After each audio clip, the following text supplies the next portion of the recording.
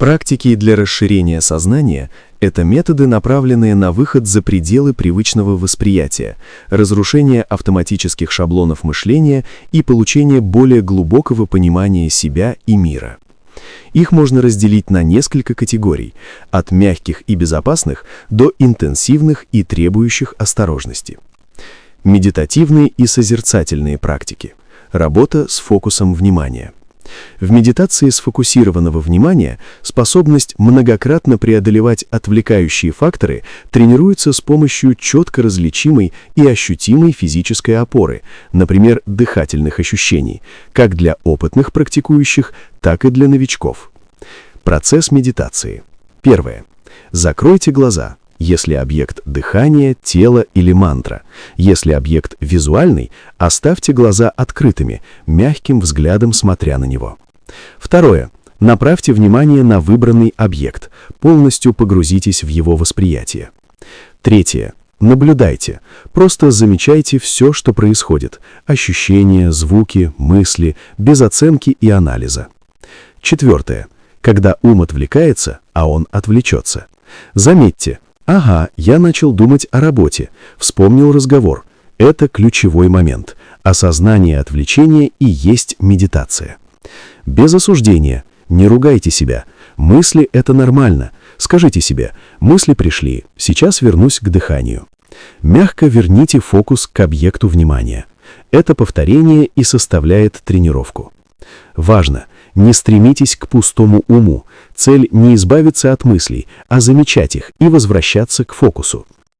Медитация осознанности, mindfulness, наблюдение за мыслями, чувствами и ощущениями без оценки, учит быть здесь и сейчас, расширяет внутреннее пространство.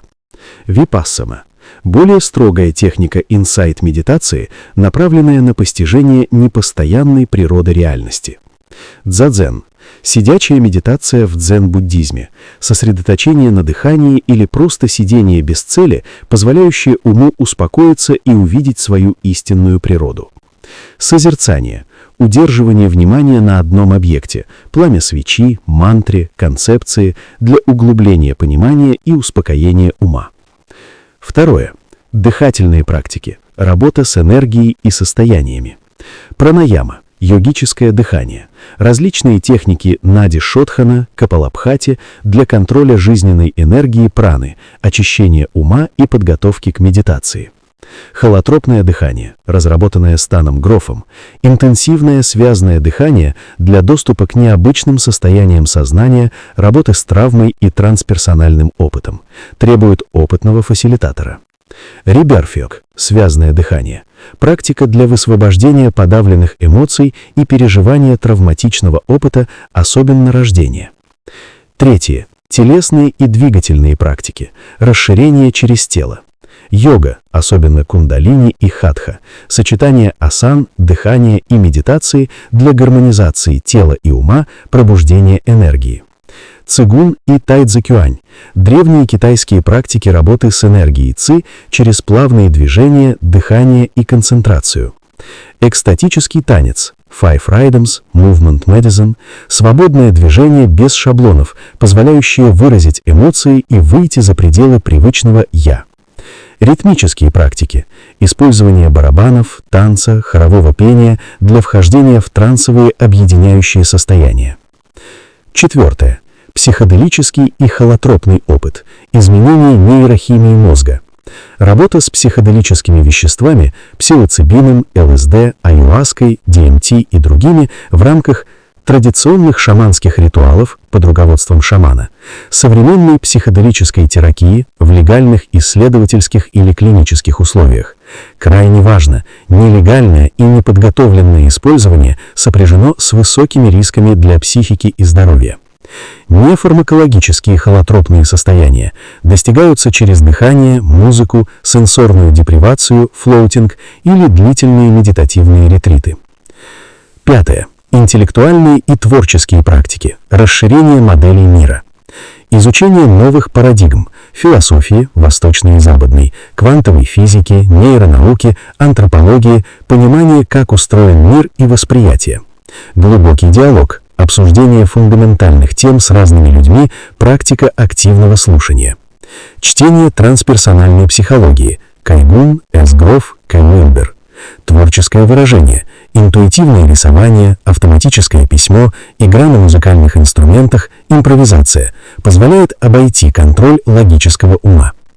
Сновиденческие практики, осознанные сновидения, развитие навыка осознавать себя во сне, что открывает доступ к бессознательному.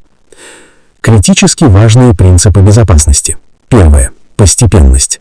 Начинайте с простых практик – медитации осознанности, йоги и работы с телом через движение, а также углубленное изучение интересующих вас областей знания. Второе. Интеграция. Самый важный этап – осмысление опыта и внедрение инсайтов в повседневную жизнь. Ведение дневника крайне полезно. Третье. Поддержка. Для глубоких или психоделических практик необходим опытный, проверенный проводник, терапевт или сообщество.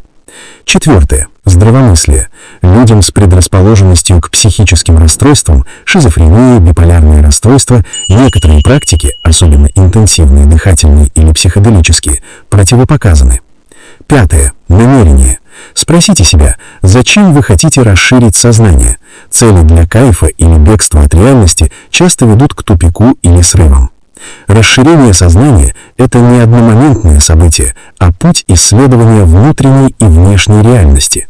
Самыми безопасными и фундаментальными точками входа являются медитация осознанности, йога и работа с телом через движение, а также углубленное изучение интересующих вас областей знания.